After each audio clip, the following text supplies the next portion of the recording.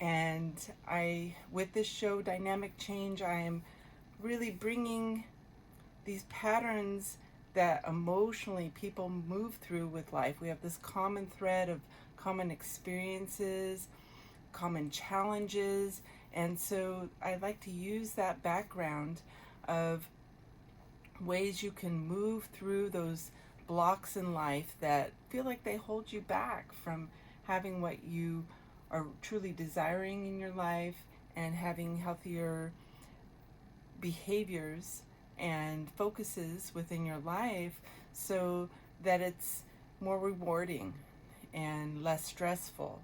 And so we can have this kind of flow and ease within ourselves. So I appreciate you tuning in today. I do this show every week. It's on Wednesdays from 11 to 12. And you can also get more information on me if you like with the different types of services I provide. And my website is dynamicchange.wellness.com. And you can also email me from the website.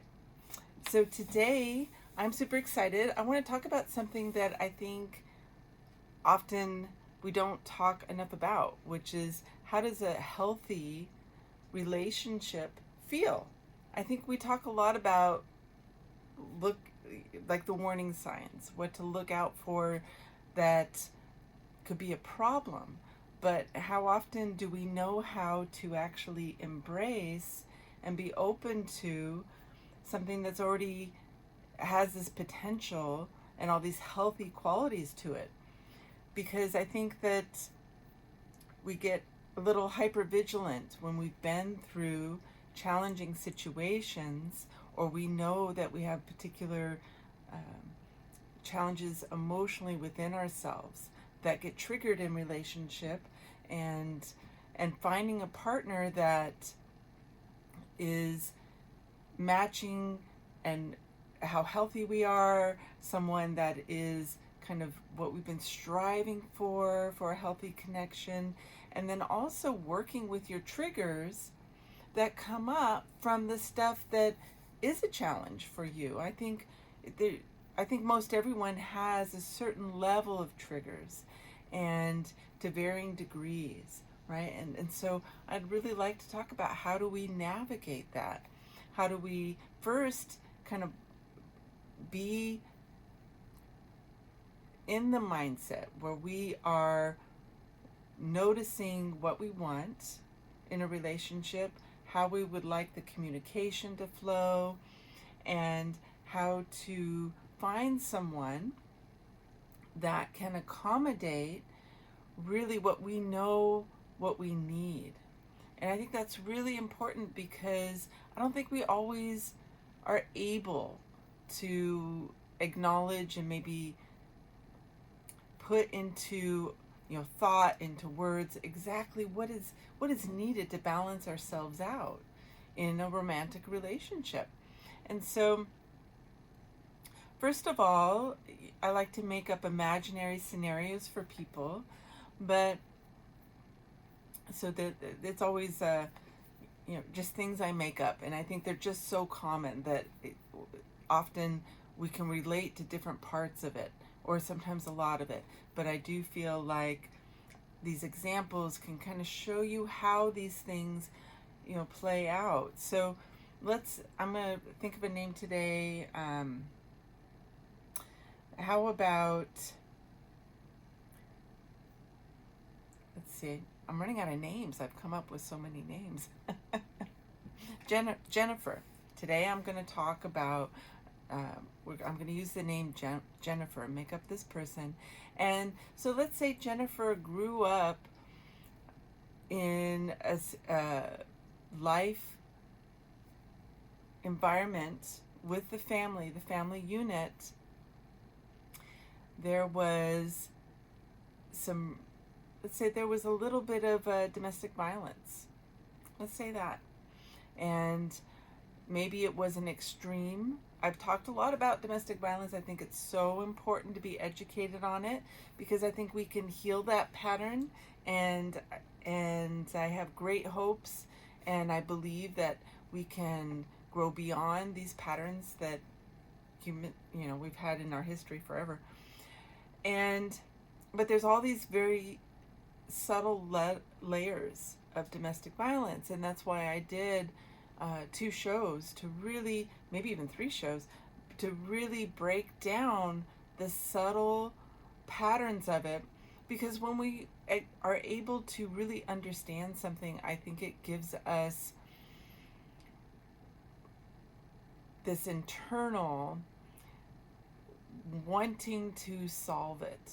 I think the hurdle is first understanding something, and then feeling like, okay, now I really have this reference point, this framework to understand when this comes up. And when this comes up, I want to respond to it differently, because I don't want to entertain these patterns in my life, because I want healthy patterns. So I think it's very helpful to understand the many layers that get involved within that type of situation, so we can develop how we feel about it, be more mindful, kind of think, well, if I bump up against this pattern, I want to find a way to grow beyond it and not have it be an experience that I'm having in my life, in relationship. So my imaginary person I made up, Jennifer. So if Jennifer grew up with some domestic violence within the home, and again, my topic today that I'm talking about is, being able to understand how to function in a healthy relationship, dealing with the triggers that come up from childhood experience where there could have been abuse, dealing with the triggers of past relationships that maybe had some really unhealthy patterns or could have been abusive. Like, how do we grow beyond that? How do we then know how to function in a healthy way, even when we might be triggered at times? Okay, so my imaginary person, Jennifer, grew up with some subtle patterns of domestic violence, such as maybe one of the parents was a rageaholic, and they would break things, and they would scream, and it was scary. So it felt emotionally violent. It felt unsafe, and it felt like Jennifer, as she grew up in that environment, could not ask for what she needed. She could not have a voice, feel like she could be heard, and she just didn't understand to that she was worthy to ask for, like, sometimes I think that can develop in people where there's not even the understanding of how to recognize what would help you feel emotionally fulfilled or safe, like this fullness. We don't even understand this experience of being full within ourselves, like complete, right? We're used to understanding that there can be holes, there can be deficits, there can be these voids that need to be filled up with something, right? And so sometimes I think it's really important to talk about, what is the healthy experience? What does that feel like? And because it is different, and we're all trying to understand. I think everyone has some level of, I think life is not a perfect experience. Let me put it that way. So either, I think most everyone has a little bit of trauma, sometimes a lot of trauma. Sometimes it doesn't have to be trauma, but there are things that we learn from, life lessons that are challenging. And it's part of what helps us become strong, understand ourselves, build character, become resilient, find grit within ourselves, and grow from. So this is not a bad thing that we go through these experiences. They are learnings, from, in my opinion, on not only emotional level, but it's like our soul. This deep, deep part of ourself grows and develops more understanding, develops compassion, develops empathy, and develops inner strength. I'm a self-defense instructor, so I talk a lot about, when I teach classes, I talk a lot about what is you know, your inner power. What is inner strength? What does that really mean? And that's something that throughout my life I have always pondered about. What is the definition, the feeling, the engagement of feeling connected with your inner strength? And so when there are experiences that come up in life that have caused us to develop patterns, like my imaginary person I've made up, Jennifer, where maybe she shies away from and doesn't understand, she never developed the ability to feel safe enough to ask for what she needed in romantic relationship, to find her voice. And so I think these are really important topics to consider. So she grew up in this scenario I've created for this show today, where there was the domestic violence patterns of rage, a parent that was a rageaholic, that would break things, that would yell and scream, put the family members down, and control them with their anger. So again, just for educational purposes, domestic violence, the definition of it is not so much being physically hit. Yes, that's part of it. But it's about being controlled by someone with their anger. So there's this emotional pattern, and it can be a physical pattern, expression of anger that is debilitating to the people that experience it. And it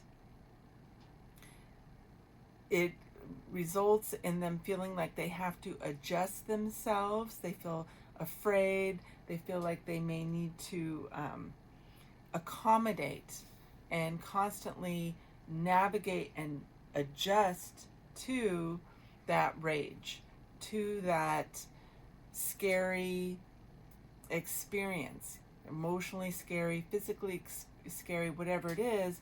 There is this adjustment that the person ends up doing. So the child that grows up with this feels there is like this, how can I avoid this situation? And it's not even a healthy consequence, but it's just an analogy I could use that might be easy to understand. So this consequence of, when I do this, what ends up happening, the result, which is a totally unfair, unhealthy situation, but this result is this parent that has these anger issues that they are letting spill out on their family members and take them out on the family members, is that when I'm not quiet enough, let's say that maybe Jennifer as a child was like, if I'm loud, if I have just a normal kid healthy moment where I get too loud, or if I ask for something at the wrong time, then maybe there is this really negative kind of angry reaction from the parent, because the parent is not, they have some issues that they really would be good for them to heal. But for them, they get so triggered and so angered so easily that Jennifer has tried to make herself feel small in relationship. So what we grow up with, what we see modeled by the parents, and how we are able to feel comfortable, whatever the child is seeing, it affects how comfortable they are in expressing their needs. And I think a result that can happen in domestic violence is that, so my imaginary person Jennifer as a child would deliberately make herself small, emotionally small, quiet, physically unobtrusive, to not rock the boat, because then sometimes this anger just exploded, and even though there's no rhyme or reason, they notice that the smaller they can make themselves, the more easier the less it kind of triggered the anger reaction with the parent, which isn't their responsibility, not the kid's fault. The parent this is the parent's issue. But I'm talking about how this could affect a kid. And so let's say Jennifer grows up and now she's an adult. And she's had some therapy and everything, and she's been really working on herself. And maybe, I know that I've recommended books before on the patterns of domestic violence. And the one I always recommend to people hate the title, so it will make you cringe. You just have to go past the cringe, because this book is like really brilliant. And again, it can be applied towards anyone, male or female, that has been exposed to, that there's ways to learn from, no matter what your relationship to abusive emotional patterns have been. You could be receiving them, even if you feel like you've portrayed them. It's such a powerful learning to be able to look and say, well, all I know is I get triggered a lot, and I have these really intense reactions, and I know it's hurtful to my partner. Sometimes even if the information is more beyond what we're doing, but any kind of education where we can understand what might be something that we can look towards learning about to resolve is a helpful thing. So anyway, the book that I always recommend to people, and I'm sure there's many other wonderful books, but the book is Women Who Love Too Much is one book. There's another book to that, and I've read them both a couple times. They're so great. Second book is, Women Who Love Too Much. No. Men Who Hate Women and the Women Who Love Them. So that, really powerful books. Not only is it about what a woman could experience in an abusive relationship, about those patterns, that has women's stories, they're real stories. But the second half of the book is also about how the therapist was working with the couple to resolve those issues. And there's actually success stories in there, which I thought were so brilliant, that the partner that was acting out those abusive patterns was looking at their behavior. And so the therapist was coaching not only the victim to the abuse, or the person that was being affected by it.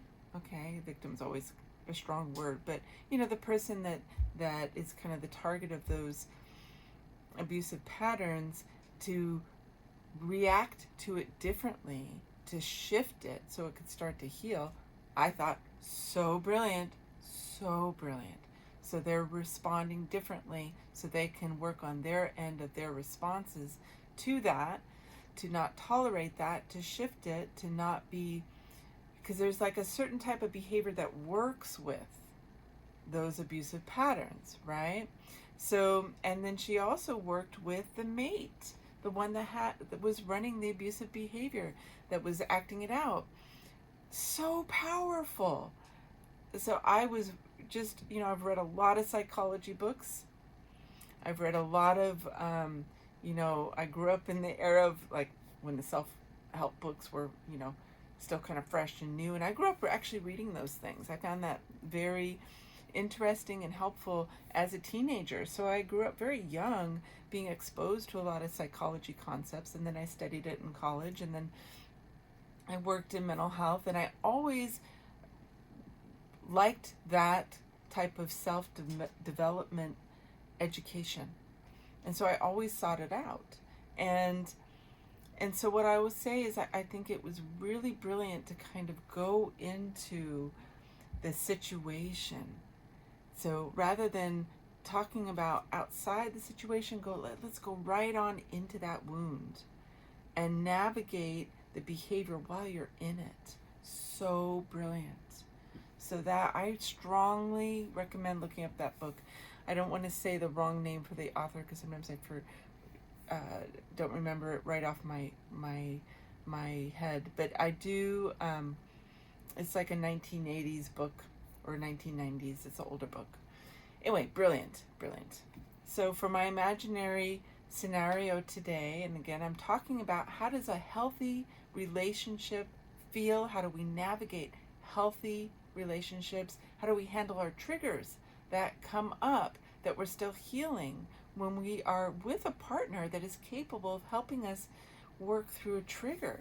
So powerful, right? Because we want to keep growing and have healthy relationships, not be stuck in patterns that were developed, from childhood and or that went from childhood to maybe some really abusive relationships. If you grew up with some pretty strong dysfunction, and then that's all you were familiar with, so then you ended up having relationships with strong dysfunctional patterns that had some abuse that even like enhance the triggers, right? So it's almost like they sometimes were able to work through them and heal them through the relationships, but sometimes it goes to the other extreme where there's, maybe trauma packed on top of that. So there's like these triggers that might need to really be processed through. And so I'm talking today, like, how can we do that in a healthy relationship? And so my imaginary person is Jennifer, that I made up. So Jennifer has been working on her triggers, has been working on her patterns, and to attract a healthy mate, because she's been working on it for a while. And now she's like, I really want to have a relationship. And so she's realizing, okay, she grew up with these layers of domestic violence with a rageaholic, and that would physically, do things that were intimidating, that were scary, that felt unsafe, and that the result was Jennifer has made herself feel small, tried to deliberately make herself unobtrusive and small, which resulted in her, for one thing, asking for things that make her feel safe. So in looking for a healthy partner, she's like, okay, I would like a partner that I can feel safe with. And so she's thought about, like, what makes me feel safe? And so she's like, well, what makes me feel safe is someone that is protective, and it makes me feel safe when I can ask for what I need, right? So when it comes to safety, what makes us feel safe? So for Jennifer, when we look at that, so maybe Jennifer's like, okay, what makes me feel safe is I can ask for stability. That's a great one, right? Stability. And in working with people over the years, sometimes there's different ways to feel stable. And I'm not a very materialistic person, but feeling sometimes finances can be something that feels pretty unstable in life.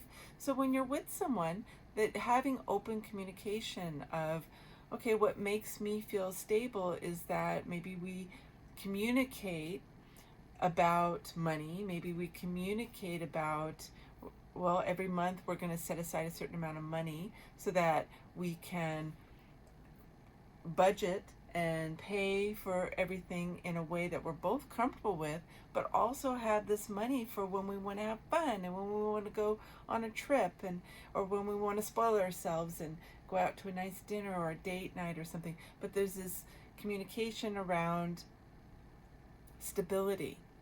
And so I think that is a really healthy goal to work with somebody, to have an agreement around. We can talk about those things, and also communicating in a way where you, sometimes I think we communicate and we don't realize that maybe the person isn't on the same page, and I think that's a real shame. That particular pattern, I think, can be really upsetting. So I think really finding someone, when you're attracting that healthy partner, talking about stability in life. And so it's not so much like a materialistic thing. I think the quality of life isn't about material things, but I do think stability and talking about what helps create stability in life and just kind of the physical aspects of life are important. So, talking about that. So, as you're engaging with someone, even before you end up living with them, having some discussion around, well, how do you like to handle your finances? Maybe something like that, saving money, having money to spend so you can enjoy your time together, because life should be enjoyable. And looking at also spending time together. I think that's another really important thing is, well, how do we want our lives to look? I think that's really important to talk about. Do we want to live in the country? Do we feel like it's important to have a certain work schedule? I think that's a really important one. Like, I want to make sure, maybe Jennifer's like, wow, I want to talk about stability. That makes me feel safe. Okay, that makes me feel physically safe with the symbology of having this discussion around how are we going to make the life feel stable? Where do we want to live? What kind of environment makes us both feel comfortable, makes us feel fulfilled? Maybe Jennifer really feels like she would feel peaceful living in the country. And so she wants to talk to her mate about that. How do you feel about that? And then talk about what does our quality time look like? And so this is Jennifer finding her voice, to realizing what she needs to feel safe, which she, as a child, she did not feel safe. So these are actually a big deal. I know this can seem like kind of subtle things, right, that maybe we all understand. But when we have grown up with a particular pattern, like Jennifer has grown up with a pattern where she's deliberately made herself small, which means she did not understand how to feel so bold as to say, this is what I require and demand in life. We should be able to ask for what we need. We should be able to demand for what we need. And in a healthy way, have those boundaries of, I am going to make sure I take care of these requirements to feel safe. So Jennifer's like, I am going to do whatever I need to develop the ability to ask for what makes me feel safe, ask for what makes me feel stable in life with a partner, ask for all the different ways of feeling safe and having boundaries, having your needs met, and having these communications. So that's what I'm talking about today. Again, my name is Michelle Love. You're listening to Dynamic Change on KPCALP in Petaluma. And this show, I'm talking about the psychological, emotional boundaries and layers to a healthy relationship as you're processing triggers. So I made up an imaginary person. Her name is Jennifer. She grew up with some domestic violence. And how is she going to work through healing her triggers? Because she's already done all this wonderful work to relate to a healthy partner in a healthy way. So in finding her mate, she's had discussions. She met someone really interesting. And he feels like a very grounded, calm person. And he likes to communicate. These are really great signs for someone like Jennifer that grew up where they didn't even understand how to have a voice. Communication is healing. Really communicating, finding someone that likes to communicate is very healing. So maybe that's what she sought out. She started dating and she met someone that she noticed was a good communicator, very powerful.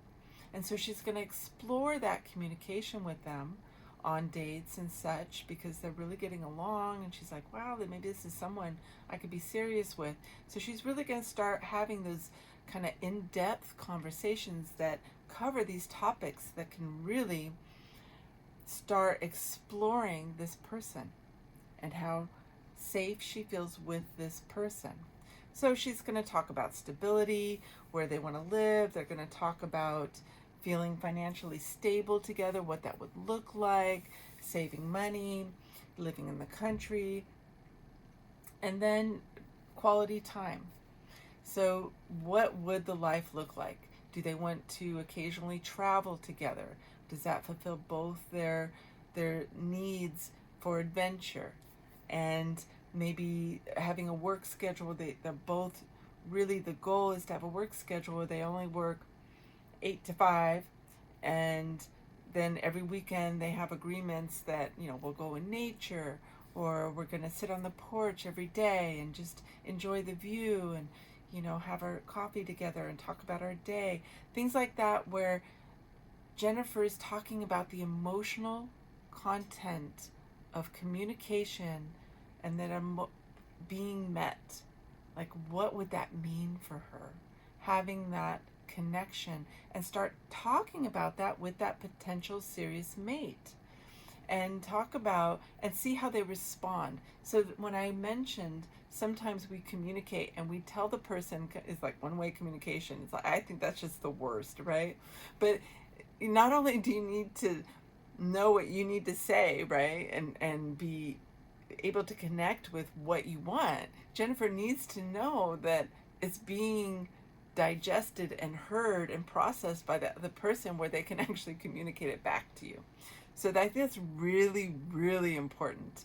So pay attention to how that person responds, right? So Jennifer needs to pay attention to, how is that person responding? Are they communicating in a way where they can tell that they are on the same page, that they are also saying things. They're not just reiterating what Jennifer is saying. They're saying things like, that makes it very obvious that they have the same ideas of what is meaningful connection, meaningful agreements to, spending time together, to what that looks like, what that means, and having those discussions of describing it. What would that look like? What would that feel like? Okay, I want to feel calm. I want to feel peaceful. And then, and then talk about passion. I think passion's really important. And saying, it's really important to me that we have time where we do things where we feel passion. So maybe Jennifer has always wanted to study dance classes. And she asked this wonderful communicator, this partner, how would you feel about if we took a dance class together? So we get that physical connection of creating something together that is passion. Passion is about co-creating together and emotionally, physically, stimulating each other, right? So talk about that layer. And then also Jennifer could say, maybe thinking about, and this is a trigger, so we're going to talk about triggers, because I was talking about how can Jennifer work past a trigger that comes up. So maybe Jennifer has noticed that she really maybe feels insecure and kind of shy about her body in some ways. Maybe that's been kind of one of her triggers that resulted from the childhood feeling so emotionally kind of violent and uncomfortable, and so she got a little withdrawn. And so for her, she really enjoys privacy for her body, like that makes her give her some insulation, and feels like it gives her a safe container, that gives her some solitude. So maybe she needs to find a way to ask for some privacy. So maybe for her, what feels really nurturing and feels like it gives her a safe container and gives her some bubble space. That's how I want to describe it, like some bubble space. So let's say she emotionally it felt violent as a child for Jennifer.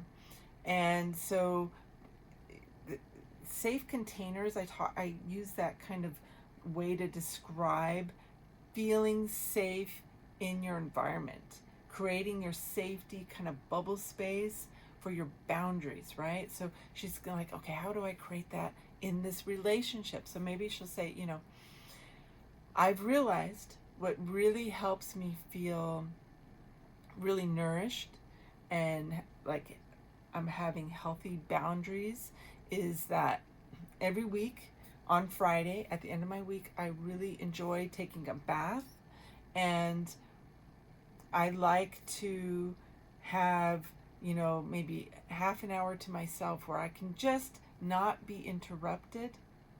Where so it's like Jennifer wanted that privacy for their body, privacy psychologically and emotionally, to just decompress. That they've realized that they need that, and it's very nurturing. So she can ask her partner, say, I just want to let you know, like every week I need, maybe it's like an hour.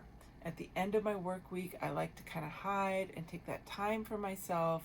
And this creates her feeling of safety. And say, I like to do an hour just by myself. I take a bubble bath. Sometimes I like to read the book in the bubble bath. I like to light some candles. And then after that, I would love to spend time with you. But I like to do that alone time. And I want to just check in with you and say, can we set that up? Asking for what she needs, being able to articulate, pushing herself. So someone like Jennifer that has these triggers, that might be pretty scary to ask for, rather than adjusting themselves in this way to try to accommodate somebody. So that pattern, Jennifer would most likely take on that type of pattern where rather than feeling like they have the right to ask for what they know they need, that they've been doing, maybe they've been doing this for themselves, right? Because they've been single for a while and they realized that really helped.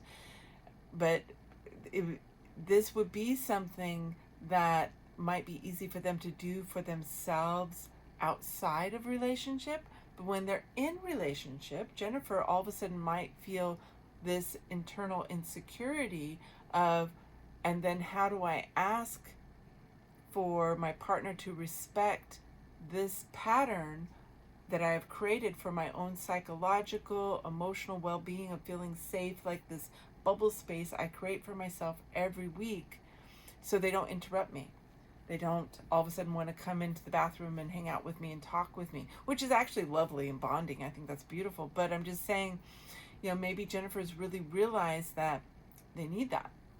So Jennifer may have this trigger of, how do I do this continue this activity that I've realized really has worked well for my well-being, and ask my partner, to respect this practice that I've realized really helps me. So she noticed she feels triggered, Jennifer, and Jennifer's like, well, she decides, she tells her partner, I want us to talk about what helps us feel like, if we have certain kind of rituals or habits that we've noticed really help us, decompress and help us not have stress. What are they? Because I want to share something I do for myself. I want to know if there's something you do for yourself. So this is a way to work past the trigger, because they're doing it in a way where the pressure's not all on Jennifer. Jennifer's not like, okay, this is only about me, because that brings up all this childhood stuff, right? So it's not just about her. This is a way of communicating in a healthy way of, how do we both do this? And if the other partner doesn't actually have a lot of practices, this might be a really good way to put it on the table of, let's develop it. I know this really works for me, and I would like to know what works for you, and so we can respect each other's needs of what kind of bubble space we need to create for ourselves, to have a little bit of alone time to take care of ourselves. And then, so maybe every week we take this hour. You like to go on a bike ride. That really helps their partner process and feel, release stress, that exercise. And then Jennifer needs this kind of nurturing, that, and this bath time. And then after they decide, then they're going to have snuggle time and watch the movie together on the couch, or maybe they'll go out to dinner. But they find these ways to create alone time that is really healthy, where they can ask for what they need. So opening up communication around, let's talk about what do we need. Okay, so we talked about stability for feeling physically secure in life and stable, and kind of, we talked about the connection time of, that stability included setting money aside for them to have passionate connection and quality time. They're going to do dance classes, and they enrolled in the class. So they make actions to start creating this really healthy container for the relationship.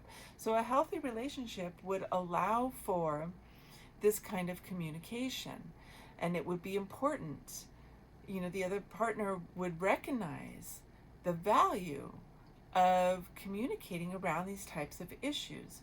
So let's say a communication, like they're working through communication. She's picked a partner that they're talking about living together. That she picked a partner that has done emotional work on themselves as well, right? Because she's worked on healing some of her patterns from the childhood. She's done therapy. Maybe the other person has done therapy, and they were really into meditation or something, where they were also working on themselves internally on those levels. So both people have been working on themselves and have habits. Maybe they've discussed, let's maybe meditate together. That's a nice way to connect and work on having internal psychological and emotional balance within ourselves.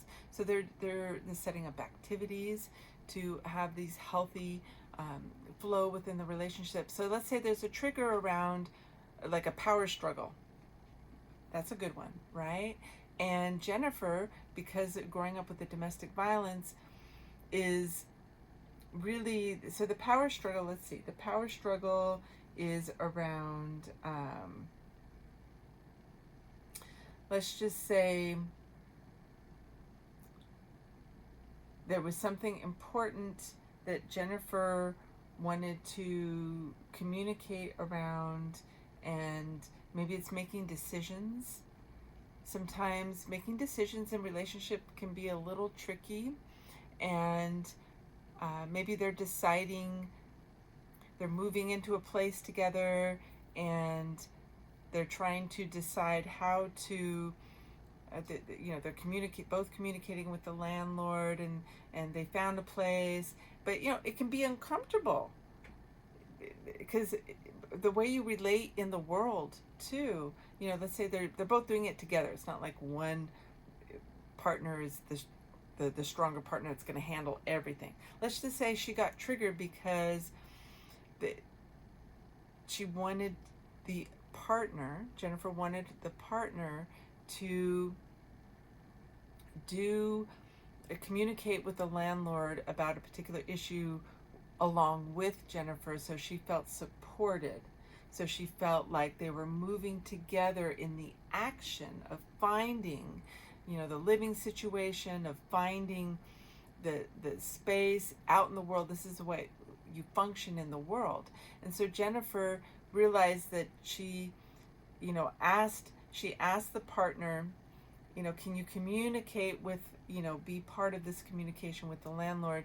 But the partner felt like Jennifer had actually handled the communication so well, they didn't see a need for that communication. So maybe they just didn't line up on how they both were relating to the situation with the landlord, the potential landlord that they've been talking with.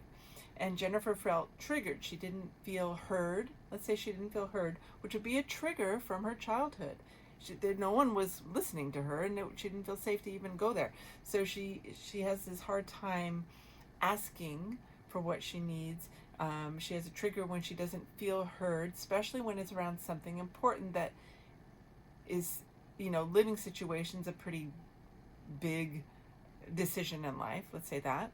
So it can feel vulnerable. There's like big, money commitment. There is feeling responsible right? Feeling like when how you relate to like a landlord, it's almost like a boss feeling, right? You know, talking to your boss or something. It's like it feels like a very important type of respectful, serious kind of topic to address. You know, that you want to really handle things as opposed to leaving things unattended to or loose ended. So Jennifer noticed this triggered her in feeling that she wasn't feeling heard, and then she also didn't feel comfortable because she's feels like she's taking this risk with this moving into a place with this partner, and she adores the partner, but she started to feel a little scared and insecure, and things didn't feel stable enough. And we talked about stability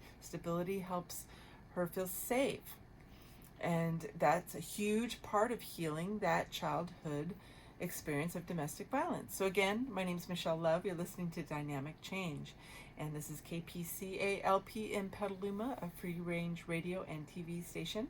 And I'm making up this story about my imaginary person Jennifer that grew up with domestic violence, and how can she work past triggers in a healthy relationship, and what does a healthy relationship feel like. So a healthy relationship, at this point, she realized she's feeling triggered. It makes her feel, it brings up anxiety. She doesn't feel totally safe because things feel kind of haphazard and open-ended and not fully taken care of, and she's starting to feel stressed out and upset, and she doesn't want to feel that way in this relationship. She has this wonderful partner, and they're both healthy people, but they're working on how to relate to each other. So she feels this trigger, and so she realizes she's going to have to say something to this partner and say, you know, I would like you to communicate with the landlord. So she brings it up again. I would like for you to communicate with the landlord, please, about this particular topic. And then the partner says, well, you know, I didn't feel like it was needed because I saw you had already done all that communication. That's why I didn't. And then she says, well, as a couple, it's important to me that we moved forward together with this interaction. That's why I asked you to do it. I feel more supported as your person when we do this together. So that's a really healthy way of her saying, I want some support. And then that partner, because it's not blaming, it's not pointing a finger, that partner be like, oh, I didn't realize, like, that just makes you feel like you just wanted some support there. Yes, I can absolutely do that. So, you know, Jennifer just pushing herself when there's a trigger, work on, you know, finding a way to say it where you're asking for what you need rather than reacting and being upset, being stressed out, and being like, I'm so upset that you didn't do that. I asked you that, why didn't you do it? You know, it could have gone that way, and then it could have ended up in this uncomfortable, you know, thing to resolve, which is fine. We're gonna flounder through things, right? But Jennifer could be really feeling, if she says it that way, she was able to tune into herself and say, I wanted support. That's what I needed. So finding what you need. So Jennifer finding what she needed in that moment. I needed support, and I wanted to work as a team, and I wanted to be like as a team, as a couple, because I love you, and this is kind of my love language, my way of operating in the world as a team. It's very different because, you know, when you're single, you operate totally different. But when you're doing things together, there's this compromise, there's this cohesiveness of action that we need to figure out how to do, right? So when she says, I need support, and you know, and I didn't want to feel stressed out, like, this is important to me. So that's all I'm asking for. So that's why I'm going to say it again. And because I noticed I was feeling a little anxiety, that's all. Then the partner could be like, oh, I love you, and, you know, I can really give you what you need. I want to give you what you need.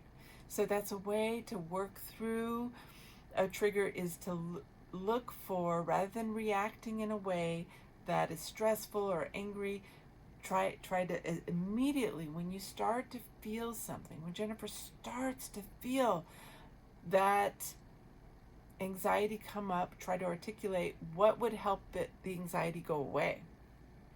Support. That would make me feel safe. Okay? So,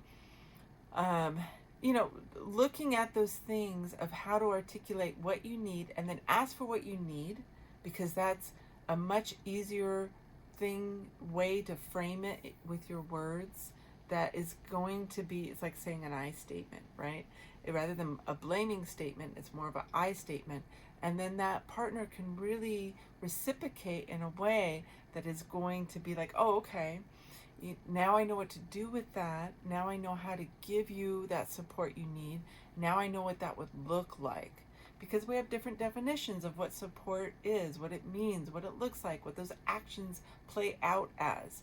So that's another way to engage with a healthy relationship, set up healthy patterns.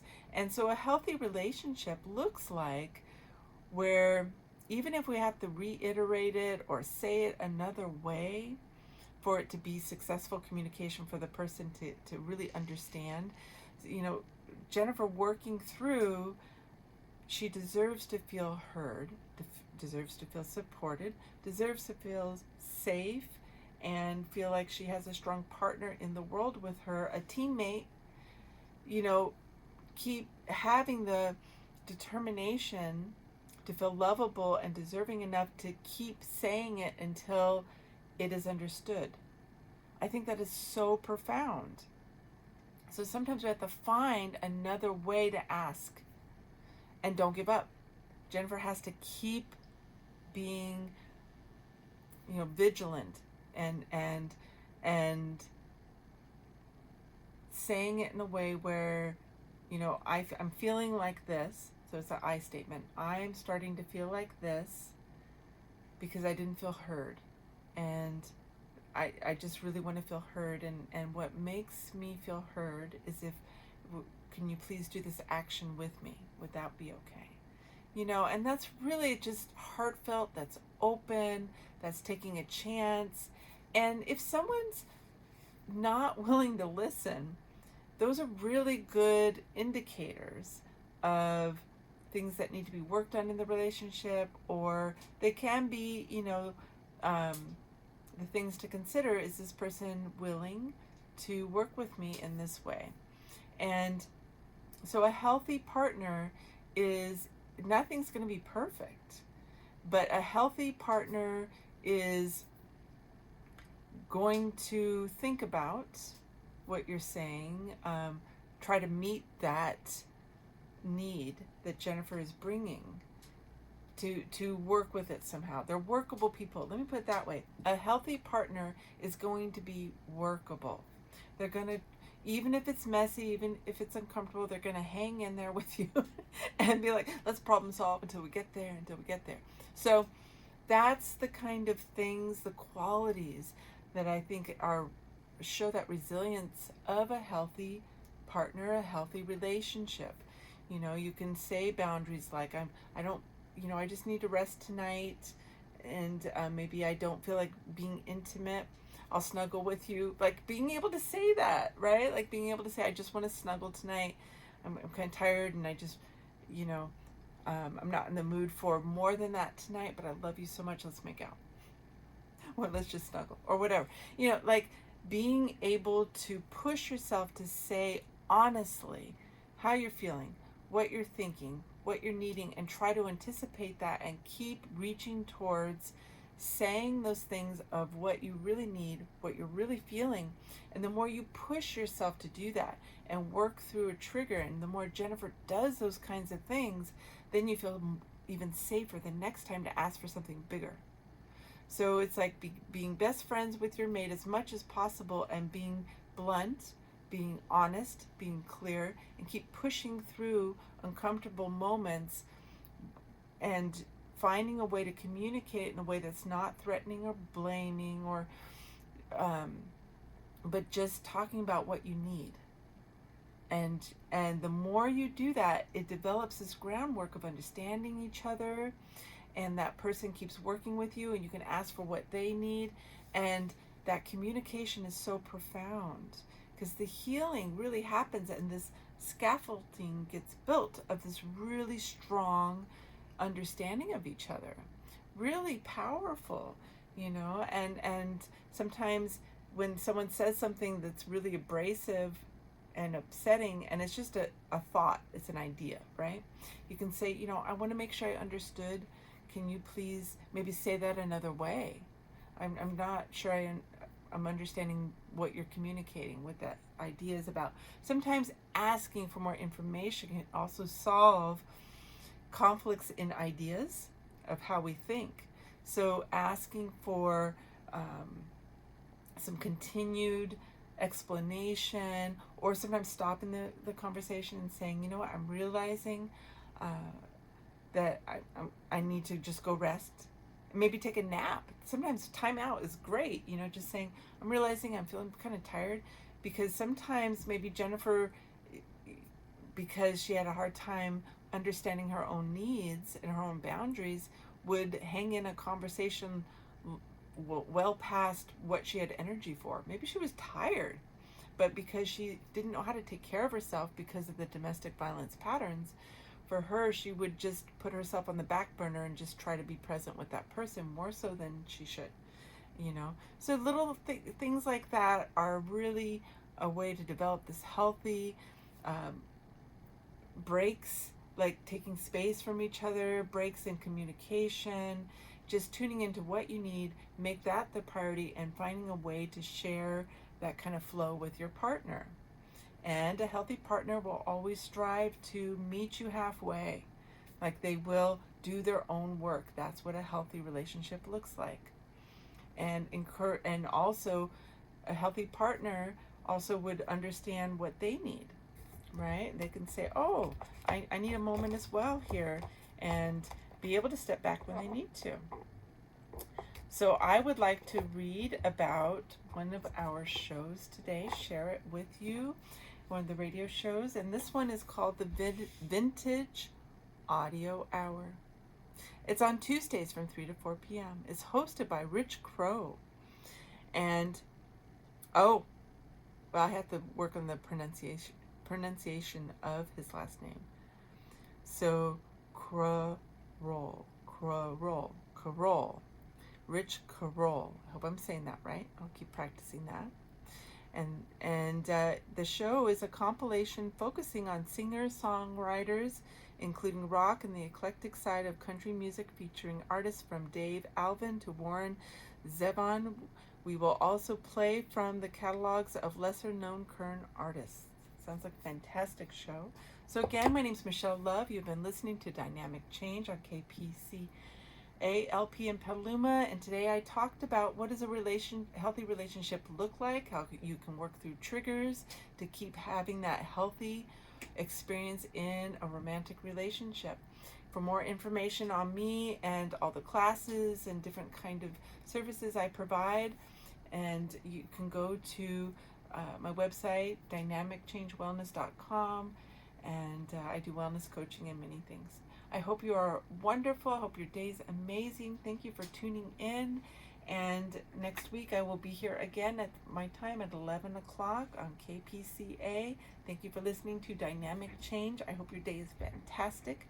And I hope you have just a lovely, lovely day. And enjoy the weather.